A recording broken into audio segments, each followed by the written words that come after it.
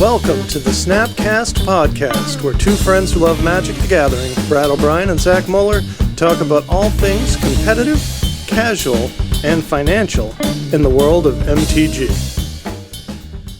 Greetings, SnapCast mages. This week, Zach and I are excited to welcome a special third guest, Jacob Dawson.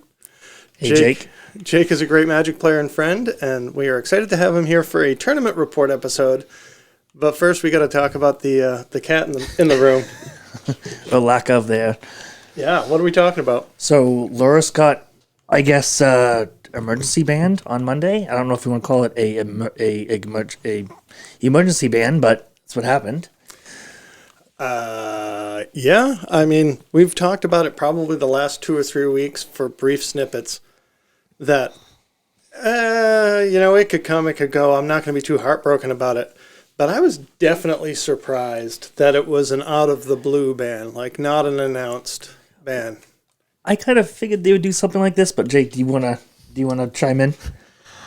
I'm kind of shocked that it was out of the blue as well. Usually they've been pretty good about scheduling these things, and it doesn't seem like there was any tournaments or challenges that results shocked us. That Lurrus wasn't all of a top 8 of a challenge. He wasn't like... Well, he wasn't top 8, but he was 1 through 5th, technically, of the Saturday challenge. 2 weeks ago. This past weekend. Well, the one that we talked about at our last recording was Saturdays. But then there was another one this past Saturday, the 5th, there was a Lurrus in 1 through 5th. The top 4 was Grixis Death Shadow. The 5th one was Burn. We talked about that in the last recording. So it was the same exact top 5 again? I guess so. Maybe I'm just confused then. I mean, Grixis Death Shadow is like the best deck in the format. Well, and... Or was, probably. So, because I remember we talked about this at the last recording, and listening to the guys, I think it was at the Dive Down podcast, they were saying to have 4 Grixis Death Shadow in 1, 2, 3, 4, that means they went into the top 8 without any mirror matches. Yep. Yeah, they dodged each other in the quarterfinals. That they would dodge each other in the... That's kind of crazy. Yeah. It is. And so what they were saying was, yeah, this looks really bad, but it's so statistically unlikely. It is. And the fact that, excuse me, I mean, as you mentioned, Brad, we've talked about this a lot. Grixis Death Shadow being the best deck in the format, Lurrus just gravitating towards some of those decks, and the format, you get these big events, the best decks are just going to kind of gravitate towards the top anyways. So it was going to happen. The ban was going to happen eventually. Wish they did it 5 weeks ago when they had the actual announcement, but it doesn't really surprise me that they did this with them not saying anything about realistically the modern format in their scheduled announcement. I figured it was just a matter of time before they had to do something immediately. So, Jake? I mean, yeah, I'm with Muller almost entirely on this one. I kind of wish they'd just gotten rid of him as a companion, because I would love to just play with the card, because he seems he's reasonable. He's not busted when you just have to draw him. I know. I'm in the same boat, but I understand, like, they've done away with the banned as commander rule, and why people have been so love-hate about the whole companion mechanic, like it had to be fixed once already. I think if they had put in another layer of complexity, like Lurrus is banned as a companion, people would be pissed. Like, we'd be hearing way more complaints than we are. And it's funny because in my original notes for this episode, which really we just want to talk about, and we all went to a 1K this past weekend. We talked about it a little last week. Not to bury the lead, but both of you guys made it into top 8. Zach made it into the top 4, which is, why we wanted to have you here. I wanted to talk about Lurrus. Like, after that event, going there in paper and playing against those guys, did you walk out of there Saturday thinking that Lurrus needed to be banned? No. I think I actually played against it maybe twice. I can't remember if Dan Brown was playing it, but I only had one opponent in the Swiss actually use it as a companion.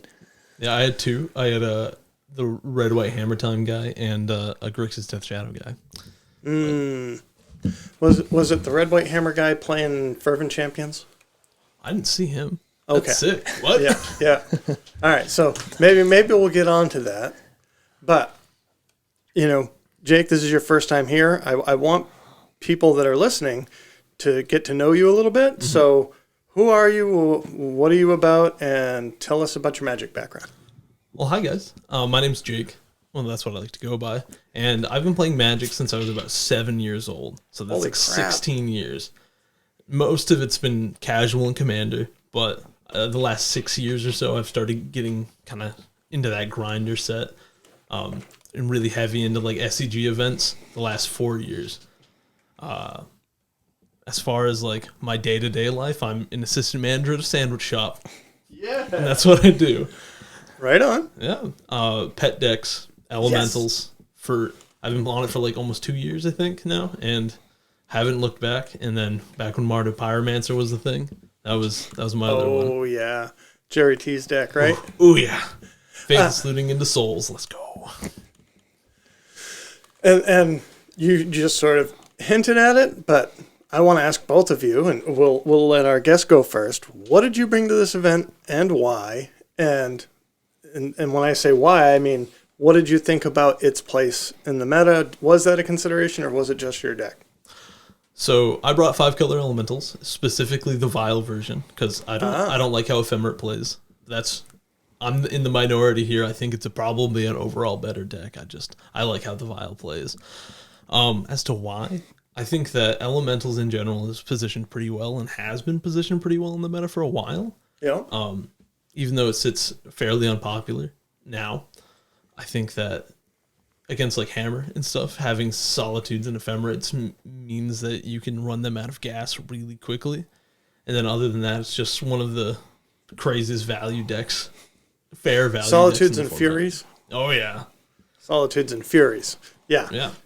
I know. As a Hammer player, I never want to sit down against you. I definitely took one of my harder losses in the day to another Elementals player. I'm glad we didn't get paired up, but we won't talk about that. Zach, what did you play? I did end up playing Fish. I know the end of last cast, I hinted I might play Rhinos. That was kind of a lie. I wasn't in any realm going to play Rhinos because I felt like it was going to be bad at that shop, knowing that there was going to be a lot of, at least a lot of burn, which is not really a good matchup for Rhinos. Okay. So I played Mono Blue Fish, and it did me really well. Interesting. So really what he just told us is he knew that all of the people at that 1K listened to this podcast and was trying to give you bad intel so that you would sit down across from Zach and be like, all right, I'm going to play this Chalice on 0. I did have my round 3 opponent, after I went land Vial on the play, go, I wasn't expecting to see Fish here today. Okay. Now, that's pretty good. What land was it? It was just an island. Okay. It was not my my Jason Chandler island, unfortunately. It was just my regular island. And but he knew what I was on, and he was not expecting it, so that was a plus. That's actually kind of a funny segue, because your opponent's saying, I was not expecting to play against Fish. What were you guys expecting to see a lot of? Zach, I know you've been to this shop a couple of times. Mm-hmm. Jake, have you been to the Next Gen before? This was the first time I've been there before. Okay. I'd seen it on like Facebook and stuff, but never took the trip. So did you have we all have this concept in the back of our head of what the modern meta is, but what did you really think you were going to play against? I thought I was going to play against a lot more Hammer than I did. Yeah. In the hotel room, we had a local hanging out, and they said her name's Katie. She's from down there. Okay. And she was talking about how there was a lot of Death Shadow, so that was kind of a little surprising. I know up here, like when we had 1Ks, we didn't have a whole lot of Death Shadow. We were pretty aggressive. We had a lot of aggressive 1Ks, though. Okay. A lot of burn and those kind of decks, but not a lot of... I wasn't expecting as much Death Shadows was there. But what really shocked me was the amount of indomitable creativity. Yeah. Oh, no, sorry, Glimpse of Tomorrow. There you go. Yeah. The other one. Gotcha. Okay, so I did not face it. Zach, did you play against the I didn't play Glimpse? against it, but I saw 2 of them, Okay. and one of them made top 8. Okay. So they did fairly well. Go for Glimpse. So now we can say there was a Glimpse in top 8, there was a Fish in top 8, there was an Elementals in top 8. What else did you...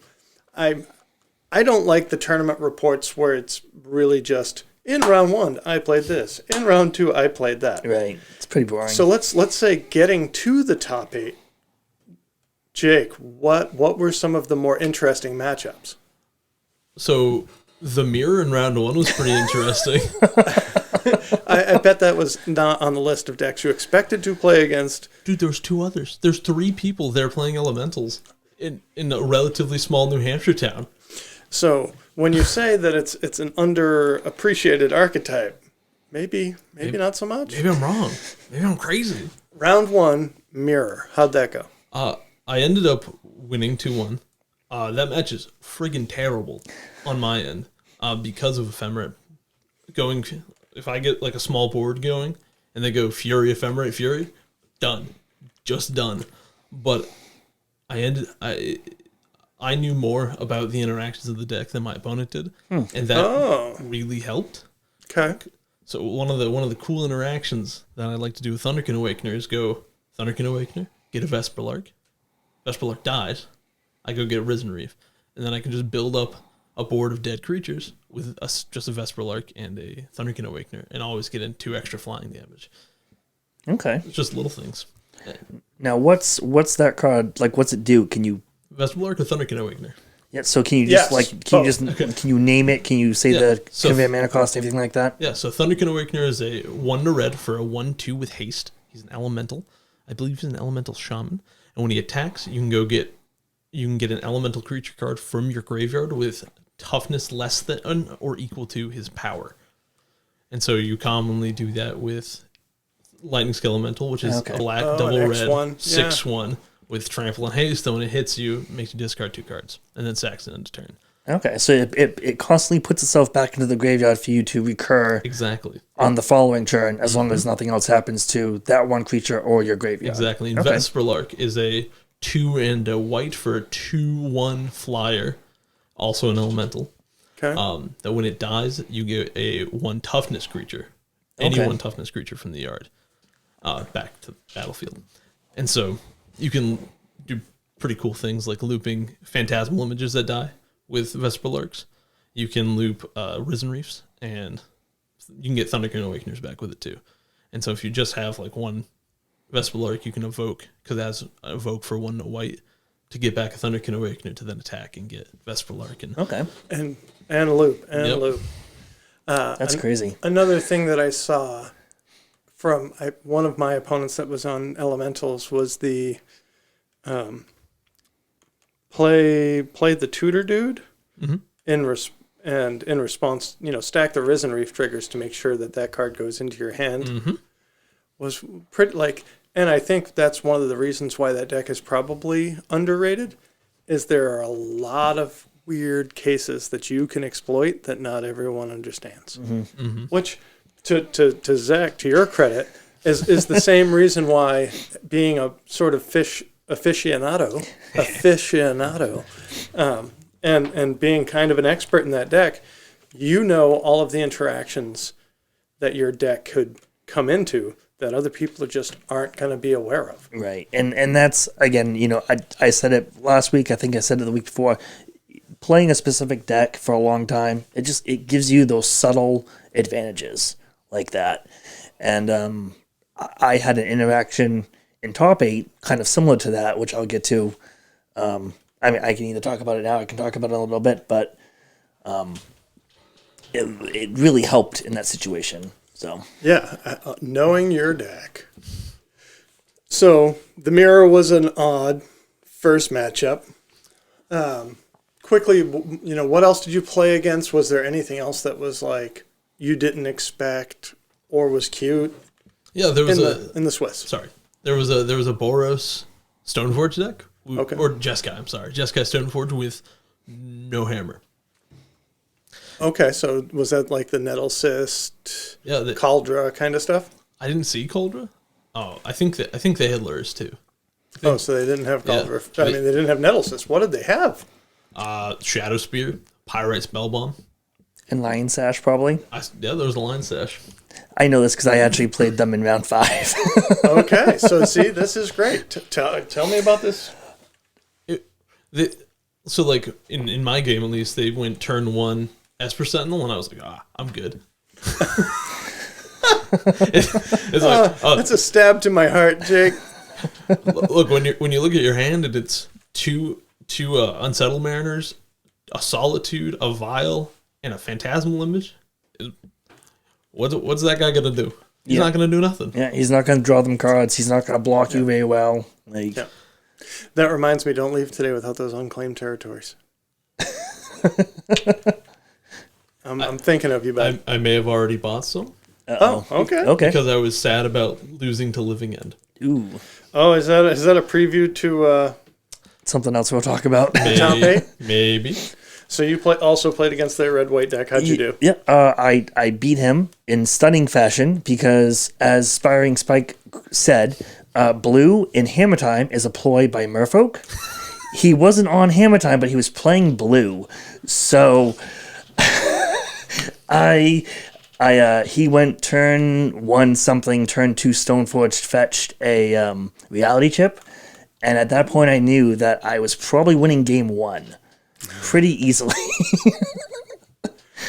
I want to talk about Reality Chip because that's some spicy tech in the Hammer and Stoneforge decks. Yeah. That's a really cool addition. It is. It's funny because in the last few weeks when Zach and I have talked about it, at first I was very excited about it. Mm-hmm. And then I got cold. Now that Lurrus has been banned, I'm actually more excited about Reality Chip because the perk of Lurrus is you can go long, in theory, right? You can grind a little bit. Lurrus is your card advantage. So you play some creatures, they get killed, you play Lurrus. It's almost like getting extra cards. Now, without Lurrus, you don't have that. You only have the cards that you drew or draw. And so to be able to play off the top of the deck is sort of like the new way to do that, maybe? Yep. That's what I think, too. We will see. What else in the Swiss was noteworthy? Zach? So I can't think of anything off the top of my head. I mean, all of my opponents were either playing blue. So I dodged Death Shadow. Remember how I said to dodge Death Shadow early on? I managed it this time. But pretty much all of my matchups except for 2 were playing blue, which helped me out quite a bit. But nothing really special. I didn't play against Glimpse of Tomorrow or Living End. They were all kind of straightforward decks. Murktide I actually played twice in Swiss and then once in top 4. So you played against it 3 times in the Technically day. 3 times. Holy cow. The third round 3 and the semifinals was the same person. He had actually ended up winning the event. But nothing really out of the ordinary for me. Jake, you did play against the Glimpse deck. How did that go for you? Oh, I got smashed. I wasn't even close. I think before we started recording, you guys were talking about tech that you had put in your decks. Yep. And I feel like, Jake, you had main deck tech. What happened? I run 2 Chalices in my main deck, and I actually had a game too, but he just had a Foundation Breaker. He just was like, evoke Foundation Breaker, kill your Chalice, and then turn 3, did it. Did it. Just looped until you were dead. It was that deck's like so shockingly impressive. Yeah. Sorry. No, go ahead. I didn't expect it to run as hot as it did, and I didn't expect to get absolutely smashed by it. Well, I was going to say there's so much hate for artifacts now that can be played in almost any deck. You have the Mold Breaker, the new Boseiju land. There's so many cards that you can main deck for certain either artifacts or anything else that strategies like Glimpse and Living End, they don't just crawl over and die anymore to Chalice of the Void. Yeah. And I know at least one of the Glimpse players had Karn, 4-mana Karn, in the deck. That's the one I was playing against. Yeah. And so they're teching against the Hammer guys, and the random affinity. I don't think I actually saw any like 8-cast or any affinity players, but just seeing them shuffle away 6 permanents and then bring out a Karn and a Teferi and something else, and it was like, oh, you're all on a different level these days. This is not just Chancellor of the Annex, make 32 goblin tokens and swaying. But I did see that too. What did you do anything fancy with your deck, Zach, to go into the tournament? Like, what choices did you make in your 75 for that day? So I still played 4 subtleties. I just played 1 in the board and 1 in the main. 1 in the board, 3 in the main, and I played a Master of Waves in the main board, just as a one of. All right. Didn't do much for me throughout Swiss. It might have helped me win a game in the quarterfinals, I think, but I mean. Okay. You think, but you're not sure? Well, so not to give anything away, but it was against Amulet Titan, and he ended up having to blow up my board, and he just kind of picked apart all my elementals because he couldn't pick apart my Merfolk because of Sivloon and Kira prevented him from doing that. So he just blew out my elementals instead. Oh, was that with Valakut triggers? Valakut triggers. Oh, yep. Okay. So what? And I have this written out, and I'm going to read it word for word. Other than good draws and being on the good side of variance, what are specific plays that you can think of in the Swiss that helped you win your games? Were there any sideboarding decisions that were like clutch in certain matchups? Jake, what was the play of the game? You know, what was the thing? I'm going to say I was there, and I saw you stomp out a few times at things where you might have been able to do something different. But what were the things that you did that you were like, that won me the game, or that was smart? So most of the time, at least to me, it's pretty straightforward to like play through your turns. You want to get a Risen Reef down as quick as you can. But against Amulet in round 2, getting a Smoke Braider instead of trying to go for like the more guaranteed value play, if that makes sense. Getting a what? Smoke Braider. It's a 1 and a red for a 1/1 elemental that taps to add 2 mana of any color to play an elemental or activate an ability of an elemental. Okay, so it's a ramp. And it allows me to play Solitudes and Furies on turn 3. Okay. Which is pretty good. Yeah. And be fast. Yeah. So when you search that against a deck that has trouble killing it, and then you just hold up Solitudes for Cultivator Colossuses and the turn 2 Emrakul or turn 3 Emrakul. All right. Yes. Okay. Tell me about this. Oh, hold on. How did that work out for you? The turn 3 Emrakul? Yeah. I died. Okay, so we didn't have the Solitude for that one. I actually did. I just didn't have the white card for it. Oh, okay. Jeez. But so I think that in game 3, setting myself up to just cast my spells rather than trying to get incremental value with Risen Reefs is probably the best decision I made.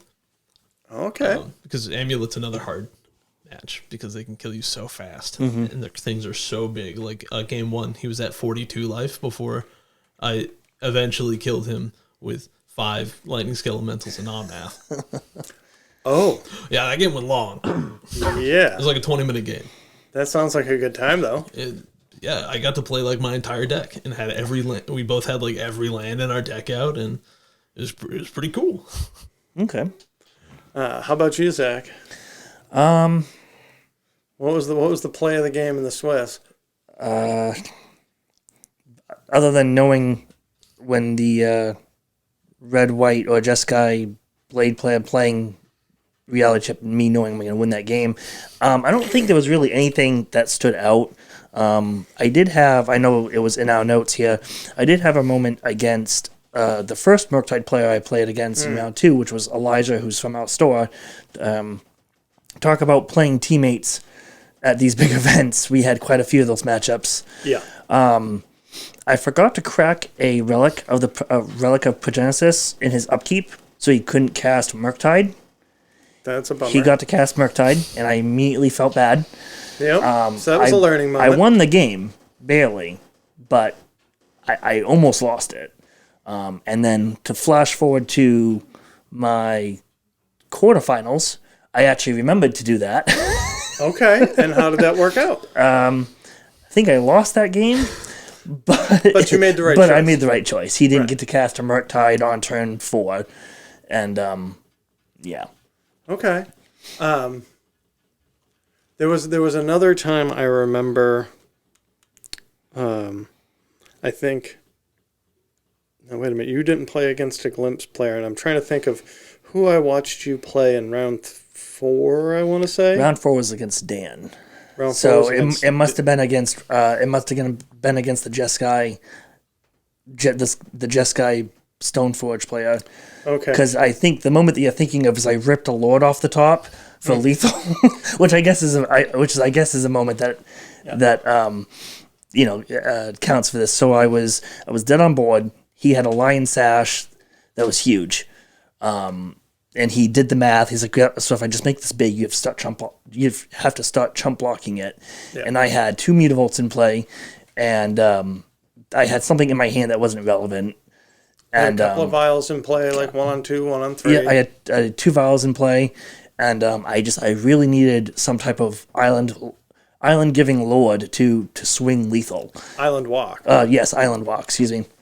And I untapped, kind of rubbed my hands together a little bit, like, okay, cool, like let's flip this, and I draw the Master of the Pro Trident. And jam the Eighth of Isle on 2 and jam it in play and just get in there with Mutavolts.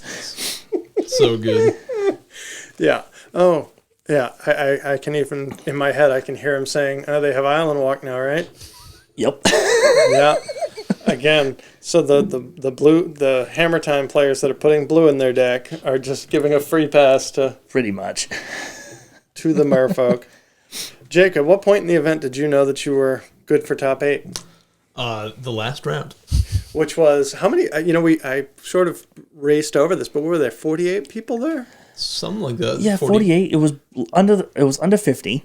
But we had 6 rounds of Swiss. Mm-hmm. It was 6 rounds of Swiss. So you had to play it right out till the 6th round.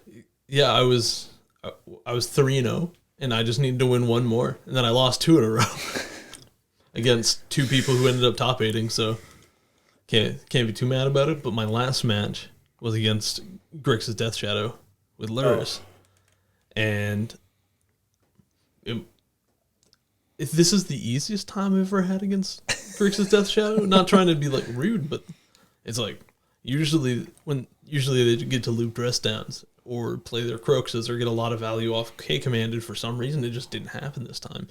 Voice of Resurgence was a huge deal. It made him use 2 removal spells on it because he had to fatal push it, and then in response to the fatal push, he held priority and played dress down, which was a pretty cool play actually. With the Darcy on board, so we got both triggers, and it was like that was really cool. Yeah, see, I like that. Yeah, he was a good player. Right, good player, played well. You won that round. I did, and nail biting right till the last second. What did you play in the top 8? Play against? Yeah. I had one. I got 7th, so I played one match in the top 8, and that was against Living End, and that did not go good. Okay. And did you make any play mistakes, or did they just have the nut and you don't have what you needed? So I think the only play mistake that I made was trying. This time I tried to get a Risen Reef because he had the game 1. He had taken like a reasonable amount of time to get going, like turn 5, and I figured that if I can get a Risen Reef going and get some Solitudes and some stuff going, then maybe I can combat this, because I only have two endurances in the 75, and I really need endurance in that match. Yeah. I even had the Chalice on 0, but the turn before he went off on turn 3 again, he Foundation braked it, and I thought I could get back in the game. I had a Thunderkin in the graveyard. I got that back, put like a Risen Reef and a Vesperlark in there. I'm like, okay, I can do something off this. I go to attack, trigger, all right, flash into Endurance on my graveyard. Just died. It was over. It was done. Oh, they flash into Endurance. He Yeah. did. So, Woof. I probably should have gotten my own Endurance. Yeah, if you're running Endurance, that's a pretty good hate card for Living End in my experience. So your main board chalices didn't really help you at all in this matchup, did they? Nope. He smartly brought in removal for it, which is just a good decision. Yep. And I got by it. Yep. Yep. Can't be mad about it. No. Right, yeah, and that's a great attitude. Not like me. I won my round 1. In round 2, faced somebody that we drove up with. Lost in stunning fashion trying to play around stuff and tilted off and lost 3 more rounds. Yep. Before I could finally convince a car to leave. Well, thankfully we had 2 vehicles go down, so we had two chances of people leaving early, right? If we have enough people plus a driver that drop out, they can go home, and then the other vehicle is stuck there waiting for whoever is doing really Still well. in contention. So, Speaking of doing really well, Zach, what did you face in the quarters? so I alluded to this earlier. It was Amlet Titan. Okay. And I actually didn't know what he was playing until I was talking to Jake outside because he had played Jake in an earlier round. Right. And so I was looking at the top 8 or the potential top 8, and I was trying to figure out who he was. And I knew he was on Titan because he was talking about certain plays that only Titan does. Yeah. And I introduced myself, and he's like, "Oh yeah, I'm so and so." I was like, "Okay, well that makes sense." So I can figure out in my head I'm only missing like maybe one person from this top 8. And we actually got paired to each other in the quarterfinals, and I beat him 2-0. They were decent games. Game 1, I had Master Waves, made a bunch of tokens, and then I beat him. I had Island Walk, and I trickstered 2 things basically. I played a Merfolk Trickster, and then I copied it with a Glass Pool Mimic, and swung in for lethal. And then game 2. He didn't have an Amlet, which was Amlet of Vigor, which allows his lands to come and play untapped, which is how they make all their mana. He didn't have that, so he had a pretty slow start. And eventually, he tries to play a Colossal, the new one. Cultivator Colossus. Cultivated Colossal. And I thought I was dead, because I thought he was just going to start comboing off, playing a bunch of lands, drawing a bunch of cards. And he said go after he played this Colossal. So I was like, okay, well, I'm going to Trickster it and kill it, because its power and toughness is equal to the number of lands, and if you just remove that ability, it dies. Yeah, that's So pretty good. I did that, and then I kept swinging Savloon, Sea and Sky, because I didn't have Island Walk, right? He has a Druid that's making all his lands into islands and other land types, but I didn't have Island Walk. But I knew that if I just keep swinging with Savloon, which has Indestructible at this point, I'm eventually going to draw into a Lord, right? Mm-hmm. So every time I swung, I drew a counterspell, and then every time I drew for turn, I drew a Force of Negation. So for 5 turns, I was drawing counter magic and nothing I needed. He wasn't going to do anything from that point forward, but I wasn't winning the game. And then I eventually did find what I needed, and I did beat him. But that's awesome. So now I'm going through process of elimination. We had Fish, Elementals, Murktide won the whole thing. Mm-hmm. You played against Amulet, and we know there was a Glimpse player in the top 8. Yep. What were do you remember what the 3 other players were on? Living End, the red-white hammer player that Jake played against, and then our friend Jason Chandler, who was also we interviewed a few weeks ago. He was on Jun Saga. He lost to the Murktide player in the quarterfinals. Gotcha. That's so. Listening to that top 8, Jun Saga, which is a deck that we don't talk about very often. Nope. Glimpse combo, which we don't talk about very often. Murktide, which we talk about, some sort of hammer equipment, Stoneforge deck. Elementals that we don't talk about that often. Fish that you don't hear about really all that often. Amulet, which is a modern staple, In Living End. and Living End, which is also a staple, even if it's not as popular. Yeah, right? it's- it's just been around for a long time. Yeah, I It mean, dips in and out. it dips in and out. I mean, Living End Glimpse of Tomorrow is like the newest deck that has hit Modern recently because of MH2 and some of MH1. We have that reversed. But it has kind of become something that you just have to keep in mind. Just like Living End, it comes and goes, you know, depending on graveyard hate or hate cards for it. But they're all staples. They're all staples in some sort of the Modern format. Were you running any chalices? I was running 3 in the sideboard. 3 in the sideboard. You were running 2 main. 2 main, 2 side. 2 main. So you had the full 4. Oh yeah. And honestly, that's immediately what I think of. Thinking about the Glimpse and Living End, you just fall into that cascade banner of decks. Like, what can you do against Glimpse? What can you do against Rhinos? What can you do against Living End? A Chalice on 0 is pretty good. It is until they have, you know, the Interaction. right interaction. Right. You have to have a hate piece. They have to have an answer for it. Then Yep. you have to have an answer for the answer or whatever. That's the back and forth of the game, right? Yep, absolutely. You have to have pressure. You play your hate piece, and then you have to have pressure. If you can't win the game off the back of that hate piece, then it's not going to do anything. That's sort of like my next question on here, which was, what were the bad plays? What mistakes did you find? You know, Zach, earlier you mentioned not cracking the relic that would have stopped your opponent from playing something. Was there another out that you missed? Another line that you saw afterwards? Not for that particular instance. I just mean for the event. Straightforward. For the event, yeah. In my semifinals against Murktide again, I think this one actually lost me the game.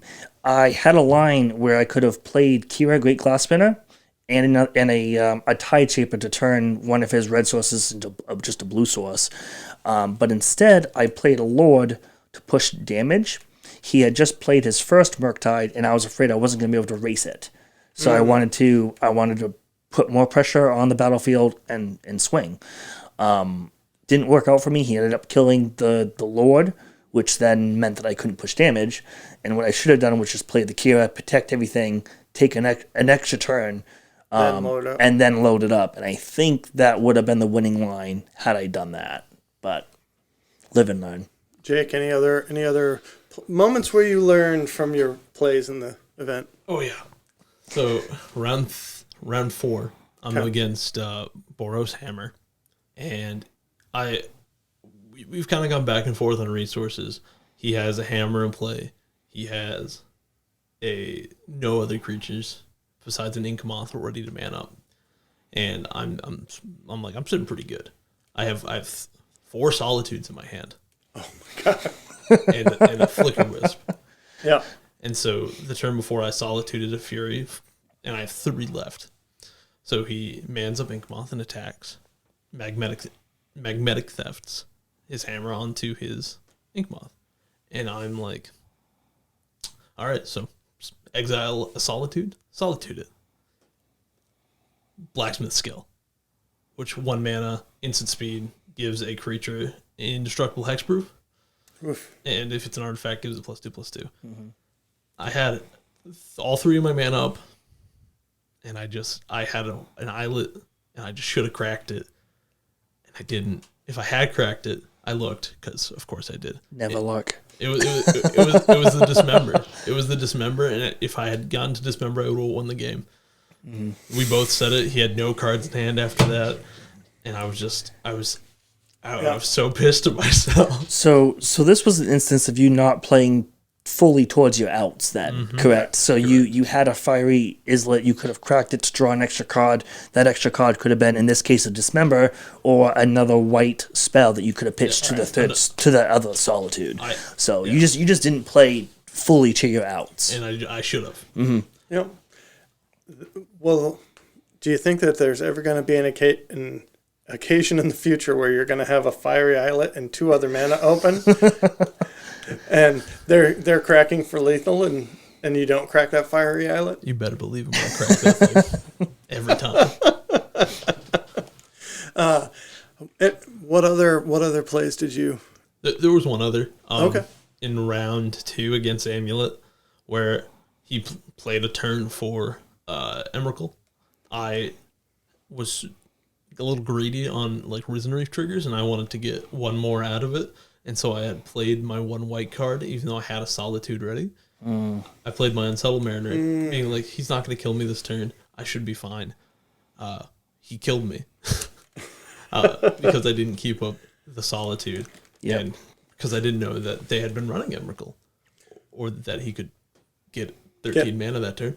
But it showed me. Well, so for him to get 13 mana, I think we talked about it outside the store after that round. They had to have double Amulet, correct? So they had double Vigor, Amulet of Vigor, and then just a bunch of bounce lands to generate a bunch of mana. And extra land drops. Yeah, he used Azuz. He had played an Azuz on 3, and he got the second Amulet from Inerza Saga. Okay. And then just generated a bunch of mana. Okay. And then really punished me with the extra him taking my turn. It's pretty impressive. So without sharing my opinion, what was the lesson learned from that? I should probably take into consideration the possible threats a little bit better, because I just assumed that I wasn't gonna die. I was in a good enough spot where I just had to make a land drop that I had in my hand, and then I was set for the game. But I didn't take into consideration some pretty powerful possible threats. Gotcha. And that's what I think immediately is you're always trying to judge that balance of apply more pressure, be able to respond, or apply more pressure, be able to rebuild. You know, when you're in like the playing against a control deck, I don't want to play into a Wrath. And that idea of what could go wrong. I'm in the driver's seat. What could go wrong? I think that was definitely a great moment to learn from. Yep. And Well, in that situation like that, when Amulet being a combo type deck, and they have two of their essentially their combo pieces in play, you kind of have to stop and think. I have this removal spell for any big creature.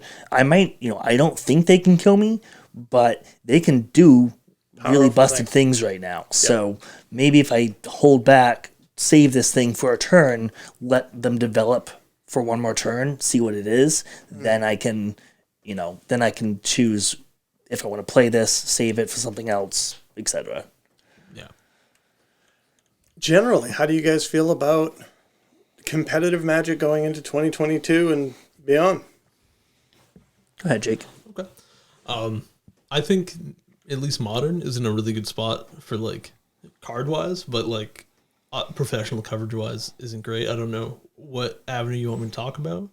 Both, just all of it. Well, you said earlier that you thought of yourself for a long time as a very casual player, but you're sort of leaning more grinder, or you want to be more competitive. Do you think that you'll have the opportunities to? What are you looking forward to? I'm worried that I'm not going to have these opportunities anymore. It's I don't know if we talked about this, but Star City Games fired a lot of their competitive writers like Ross and I think Corey. Did Corey get fired too? Pretty much everybody in the competitive writing side. Mm-hmm. And so I'm worried that they're not going to be providing those spaces for events anymore. And that at least unless I'm willing to travel to wherever NRG is, I'm going to have to stick to 1Ks. Yeah. And while that's okay, it's not exactly what I want to be doing. Mm-hmm. That's kind of how I also feel. I mean, I didn't travel to a lot of Grand Prix. I definitely never made it out to a Star City event. I was hoping to do that before COVID hit, because I've never been to a Star City event. I'd like to at some point if they ever come back to it, but we'll see. So I have kind of settled on just playing 1Ks as my quote unquote big event.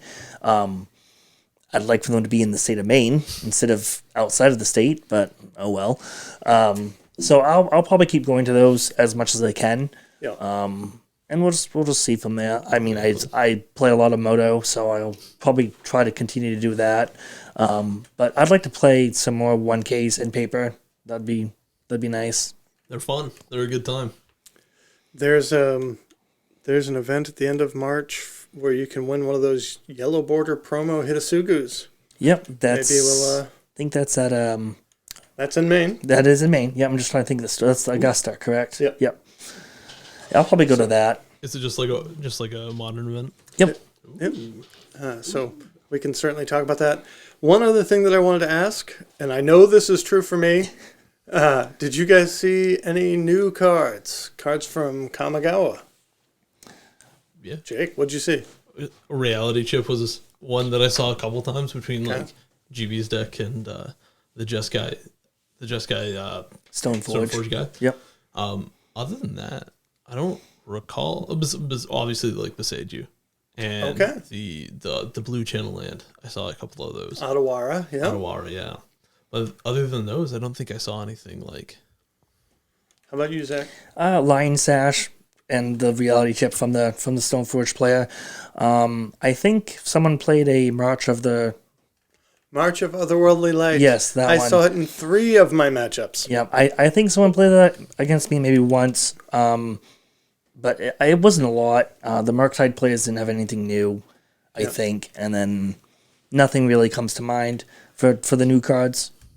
Jason Chandler, again, you mentioned we were able to interview him after he top 4 the last one, and he was on Jun Saga, and he told me that he was playing Beseiju and the Takanuma, the Black Land, really? that were both awesome because it was like, okay, I got to the point where I played my Lurrus. Somebody killed my Lurrus. I Takanuma my Lurrus. That's such a good point. Now that Lurrus is gone, we might actually see more of that land being played in maybe Grixis Death Shadow decks because it doesn't put it back. It doesn't put the creature back onto the battlefield, but it puts it back into your hand. And it just being able to rebuy a value creature like that, maybe it's a Seasoned Pyromancer, maybe it's a Death Shadow, maybe it's something else. It might be a valid playable option now. I don't think that we're going to see Grixis Death Shadow go away because Lurrus is gone. No. But they might play one of those, like you just said, to rebuy a Death Shadow where they have a Lurrus maybe in play. It reduces the cost of that spell. Death Shadow only costs 1. So it's still mana efficient at that point. March of Otherworldly Light, I was ranting about this card last week. Another one of our players, people from our group that went down, was playing a really spicy Urion deck that had Razortide Bridge, the artifact land. And so GB sat down from his opponent, and his opponent said, reveal Kahira, play Flooded Strand. And GB thought, Kahira, Flooded Strand, it's probably control. So he went, Razortide Bridge, which is an enter the battlefield tapped artifact land. His opponent said, okay, fetch, shock, March of Otherworldly Light, your land. I'm gonna Stone Rain you on your turn 1. On your end step. On your end step. Stone Rained turn 1 is probably pretty backbreaking, I would assume. Yeah. Probably throws you off of your game quite a bit. That same player in round 4. Yeah, I believe it was in round 4. Did it to me on my turn when I went. The only thing that they missed, I played a Urza Saga as my second land. Resolved, no problem. Tapped out, played a Ingenious Smith. Yep, no problem. March of Otherworldly Light, your Urza Saga. So I was back to 1 land. Yep. Oh my god. So, Prismatic Ending's dope and all, but do not sleep on March of Otherworldly Light. It will get you. I think it's actually seeing a price increase. I know it is on Moto. I've been drafting a little bit of the new set, and I opened one in a pack. I picked it because this is probably decent enough. And then someone on Discord was like, this is like $26 on Moto. I'm like, I'm going to get rid of this right now. And when did this spike to 26? Because in paper, it's less than 10. So, why is it so high on Moto? But, I mean, don't sleep on it. If you don't have them, get them now. Speaking of cards that are moving in price, Zach, you had picked the Wandering Emperor last week or the week before. That is on the fast movers for MTG Goldfish over the last week. Wow. I've seen it played on stream from 2 or 3 different streamers on YouTube, and since this weekend. So in the last 2 or 3 days, people are trying it out in blue-white control as a flash removal spell that can also close out a game. Card's pretty good. Like, yeah, and being able to put a +1/+1 counter on something like an Esper Sentinel, totally valid. Huh. I don't think that was one of the, I just recently ordered cards from TCG Play. I don't think that was one of them. So I think I'm going to be kicking myself in the pants for that. If it is moving, I'm going to have to double check that. The only other financially relevant thing that I would say is 3-mana cards are legal in Modern again. Yes. Yep. Liliana of the Voids, Seasoned Pyromancers, they're all back. I did at the event, actually, from the shop, bought a Liliana of the Veil. Oh, nice. And I was thinking about it more and more, and I don't know if Jake is privy to this, but I really want to make a black-white control with Grease Fang combo for Modern. Woo! And so on Monday, when I saw Lurrus got banned, I immediately went on to TCG and ordered 3 more Liliana of the Veils. Got them LP for like $54, and they're $75 today. 54 a piece? Or Yeah, the total? 54 a piece. Okay. I was going to 54 say, a piece. I have not been checking the price of her recently, so I was wondering what you grabbed those at, because that's not bad. That's not at all. And that's it. I think I paid $60 at the shop over the weekend, so it was about $220 for a playset of Lilianas, which is not cheap and not something that I'm urging anybody to do. Correct. But I want them for the deck that I want to play. And people are talking about, oh, well, now Jund can play that again. I don't know that Liliana is going to be the best card, but like you said, Seasoned Pyromancer, Chandra Dressed to Kill, Yep. another 3-mana Planeswalker that's value. Because you still have Obosh is still a legal companion, and that's a fun deck we talked about a while back. It's very fun. Chris the Hunger Tide is also a great Jund Planeswalker that they might want to consider. So, Yep. Chris is cool.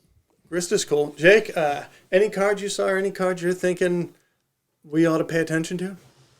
I'm not really privy to the financial side of things. Okay. I just spend my money. I don't look to save any. Yeah. Have you spent money on new cards recently? Like, have you bought anything that you've All right, wanted what are for you it? buying? Yeah. I'm just buying foils right now.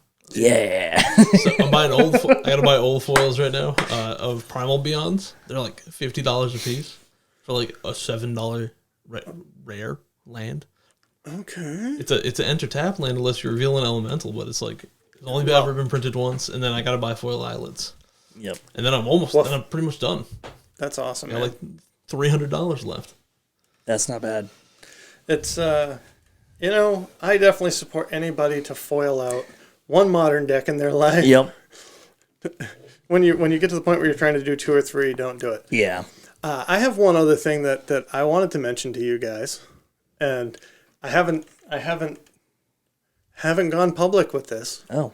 But after I left the event Saturday afternoon, I went and hung out with a friend of mine in Portland. And on Sunday, we were walking around the Portland Mall, and she said, "You know what we should do? We should go get matching tattoos." And so we found a place there in the mall that offered tattoos, and I managed to It's so good. Nice. get myself a fresh tattoo. Nice. That's really good. It was cool. We were like, I know she's into magic. Like, it was one of the things that we have in common. So Okay. we're like, all right, if we're gonna get tattoos, what are we gonna get? It's obviously gonna be, something that we have in common, and so that was pretty fun. Nice. That was the highlight of my weekend. I did not top 8. I did not top 4. I won 3 dropped. You had a few team kills, or you were a part of a few team kills that day, I think, right? You played Dan and you played GB. Yes, and I lost to both of them. Oh no. Yep. Yep. It's unfortunate. It is unfortunate. That's fine. Like, you had asked me before we went down, have I been grinding the play guides? Have I been looking at sideboard guides? Have I been listening to people talk about it? And I was not doing the homework, and I haven't been playing every F&M every week. I wanted to go down and hang out with people. Yeah. I enjoyed that plenty. Losing to, in round 2, sat down across from Dan, who was the driver in the car I went down, who, because of me, plays a main deck deflecting palm. I had basically a turn 2 or turn 3 kill in our first game, and he went land, kill something, played his second land, held up red white, looked at me and said go, and I'm like, okay, well I have a hammer and I have a Memnite and I have a Sigardazade. I can swing at you for 11 right now, but if he hits me with this deflecting palm, there's no way I'm beating Burn at 9. I think at that point, knowing that he could have it, you just have to jam it. You just have to make him have it, because he's potentially playing a mind game with you, since we know what he's playing as a one of. Yeah. You know, and knew what he was playing from turn 1. Knowing when he was playing from turn 1. I know that his game 1 win percentages have probably gone up because of that deflecting palm in the past 2 events that he's played. It went up way high against me. Yeah. Because I did not. And so, I was asking you guys earlier, but definitely like the thing that I learned from the event was I mind gamed myself. He didn't have it that turn. He drew it the next turn though. So, if I was gonna lose that match anyway, it's better to go in on it. Yep. And not psych myself out. So I had a lot of fun then. I had a lot of fun today. Yeah. I did as well. Jake, I hope it was worth it for you to come down and hang out with us and talk Magic for another hour. Oh, it always is. Awesome. Hey, you've been listening to the SnapCast podcast with myself, Brad O'Brien, Zach Muller, and our special guest today, Jacob Dawson. If you want, you can go on YouTube and see the pictures of that tattoo that I talked about. And if you're on YouTube and you wish you hadn't seen it, well, next week, listen to the audio podcast, which is available wherever fine audio podcasts are sold. See you guys later. Bye.